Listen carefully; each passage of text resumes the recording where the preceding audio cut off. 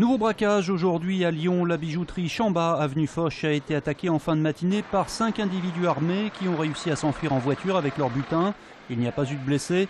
Le bijoutier avait déjà été attaqué en décembre dernier, comme on le voit sur ses archives. Les malfrats avaient alors pris en otage. Aujourd'hui, le maire du 6e dit son ras-le-bol des braquages à répétition dans son arrondissement et exige de la vidéosurveillance. Aujourd'hui, je suis en colère et je veux le faire savoir à la ville de Lyon. Je suis très en colère. On demande et on réclame depuis longtemps de la vidéoprotection. Je l'avais mis dans mon plan de mandat. Et je sens que ça n'avance pas très vite. Cette vidéoprotection, pour nous, c'est de la prévention. Parce que quand on sait qu'il y a de la vidéoprotection, on a moins envie de venir agresser les commerçants. C'est la possibilité pour la police de résoudre des enquêtes. Et on sait tous que la vidéoprotection sert à ça. Aujourd'hui, le maire du 6e a chiffré l'investissement que représenteraient ces caméras.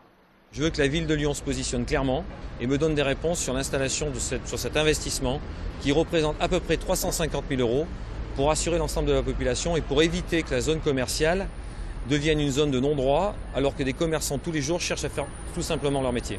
Personne n'était disponible à l'hôtel de ville aujourd'hui pour répondre sur ce sujet qui devrait être de nouveau mis sur la table par l'opposition lors du conseil municipal de lundi.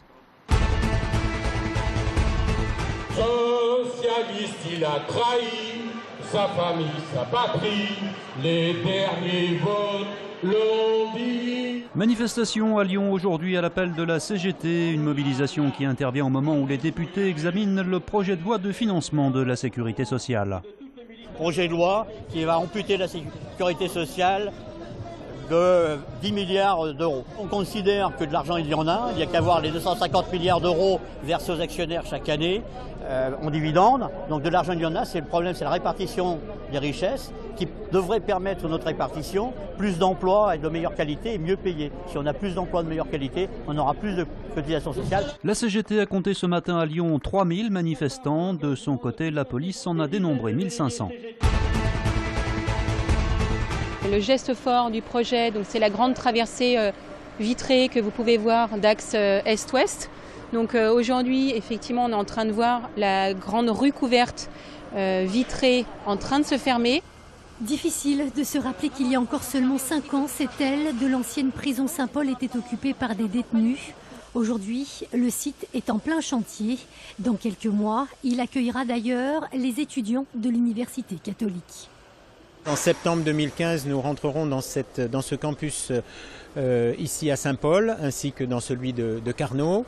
Et nous sommes dans les temps, les derniers bâtiments doivent être livrés début mai 2015. Donc il reste encore beaucoup de travail, en particulier au niveau de l'aménagement intérieur, bien sûr. C'est 36 000 mètres carrés qu'il faut aménager. À noter également que 40% du bâtiment originel a été restauré, à l'image de l'ancienne chapelle, qui servira de lieu de culte aux futurs étudiants. On a réisolé l'ensemble et puis donc là on va traiter les sols et les murs.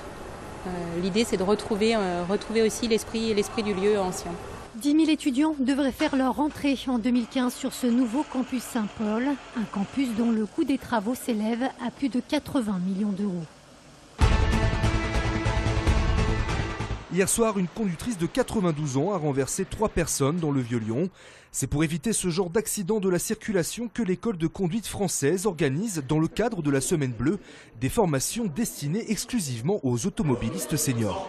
Nous développons durant toute cette journée des éléments qui vont leur permettre de conduire avec plus de sécurité. Il est important que le senior conserve sa mobilité, son autonomie, parce que de ce fait, il va conserver une vie sociale, donc une vie agréable et une vie tout court. Temps de récupération, éblouissement, on est ici, ce qui reste tout à fait correct. Ouais, tout à fait correct. Au programme, révision du code de la route, test de la vue et des réflexes. L'occasion pour les participants, tous volontaires, de lever certains doutes sur leur capacité au volant.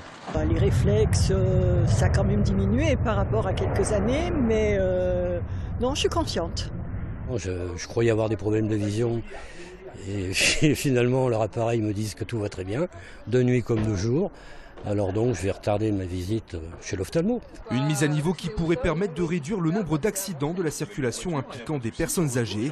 L'année dernière, 380 seniors ont en effet été tués sur les routes.